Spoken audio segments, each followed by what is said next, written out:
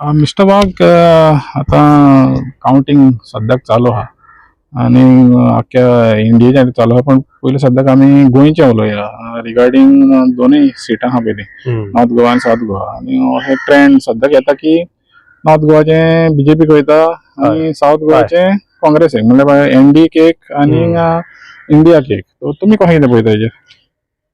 Trend म्हणत आनी result जर पळयत जाल्यार हो एज पर एक्सपेक्टेशन जाला. म्हणजे लोकांच्या एक्सपेक्टेशना प्रमाणे हे एक एक जे आसा साउथाक काँग्रेस नॉर्थाक बीजेपी हे जाला. आनीक तरी सुद्धा टफ फायट जाल्या स्पेशली साउथाक. पण बरी गोष्ट कितें की लोकांनी भायर सरून जे एंटी गव्हर्मेंट जे वोट्स आशिल्ले ते लोकांनी वोट केले, कित्याक खूप महत्वाचें आशिल्लें की आमकांय फ्रॉम गोवा आज ओवरऑल इंडियेन जे वोटिंग जालां आनी जो ट्रेंड दिसता अख्ख्या भारतान की ह्या सरकाराच्या विरोधान वातावरण जाल्लें. हे 10 वर्साचो जो सरकार आशिल्लो मोदी सरकार त्याच्या विरोधान लोक आशिल्ले. आणि साउथ गोवान स्पेशली हे आमचे जे सगळे कॉन्स्टिट्युएन्सी आहा तेणी दाखोवन दिला की लोकांक हे जे कितें चलता तें आवडनाशिल्लें. आता नॉर्थ गोवा जर तूं म्हणत जाल्यार एक जी स्ट्रॉंग होल्ड बीजेपीची पयली पासून आसा आणि तातूंतल्यो 5-6 कॉन्स्टिट्युएन्सी अश्यो आसात की तातूंत बीजेपीचे सामके अशें भरघोस अशें मतदान जालां. ज्यो बाकीच्यो कॉन्स्टिट्युएन्सी थंय अटीतटीची फायट जाली, इन्क्लुडींग आमची सांतांद्रे वा बाकीच्यो सांताक्रूज बी. पण जी चड पॉप्युलेशन आशिल्ल्यो चड वोटर आशिल्ल्यो ज्यो नॉर्थ गोवाच्यो कॉन्स्टिट्युएन्सी आसा थंय एक हेवीवेट्स जे आसात सो कॉल्ड इन बीजेपी, म्हणजे विश्वजीत राणे म्हणा वा प्रमोद सावंत म्हणा वा बाकीचे जे आसा बिचोली बेल्ट, वाळपय बेल्ट आणि कांय प्रमाणान थोडो पेडणेचो भाग. तो पेडणेचो भाग चडसो रमाकांत भाई बरोबर रावपा जाय आशिल्लो, पण तितलो रावलो ना अशें दिसता म्हाका इनिशियल ट्रेंड पळयल्यार.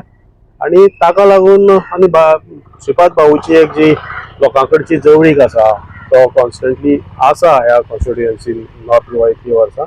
आणि लेट जेन्ना डिक्लेअर जालो आमचो कॅन्डिडेट काँग्रेसीचो, त्याच बरोबर एक ऑर्गनायझेशनल बेज आमचे कडेन तितली ना. जेन्ना अलायन्स सुद्दां जाले जाल्यार सुद्दां आमी काम केलां, काँग्रेसीच्या मॉनिटरांनी काम केलां, पण तरी सुद्दां एक जितके जाय तितके हांगा ऑर्गनायझेशनल स्ट्रेंथ नाशिल्ल्या कारणान हांगा एक पिछाड जालें. तो तुमी कन्सिडर करता की जे पळय लेट डिक्लेअर जाले, खास करून नॉर्थान लेट डिक्लेअर जाले कॅन्डिडेट, हेका लागून तुमकां मार बसलो? कन्फ्युजन जाले थोडे, म्हणजे रिगार्डिंग कॅन्डिडेटचे खूब जाणांचे क्लेम्स आयले, कितलेशे ते उरले. आणि दुसरे मागीर टायम मेळून जालो की हे सगळे मेळून कॅन्डिडेटाक सगळे लोकां कडेन पावतात. आमकां सुद्दां हांगा कितलेशेच विचारताले ना तुमी आमकां कॅन्डिडेटाक हांगा हाडात, ते करपाकूच मेळना जालें कित्याक इतके कॉन्फ्लिक्टिंग जावपाक लागले. आयल्यारूय थोडोच वेळ अशें. तातूंत आमचो ह्या सायडीन एकूच, म्हणजे ह्या इंडिया गठबंधन एकूच MLA आशिल्लो बाब श्री कार्लोस.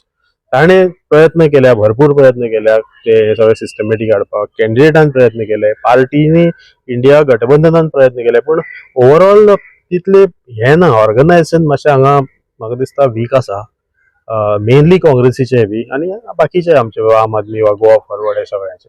आणि ताका लागून जेन्ना नॉर्थ गोवा जे म्हणटा आमी, पण साउथ गोवाकूय सेम इश्यू जालोलो, कित्याक साउथ गोवाकूय लेट डिक्लेअर केलेलो. पण आता थिंगा कितें आहा, थिंगा एक न्यू फेस दिलो आनी हिंगा एक ओल्ड फेस दिलो. हो कितें इफेक्ट जाला?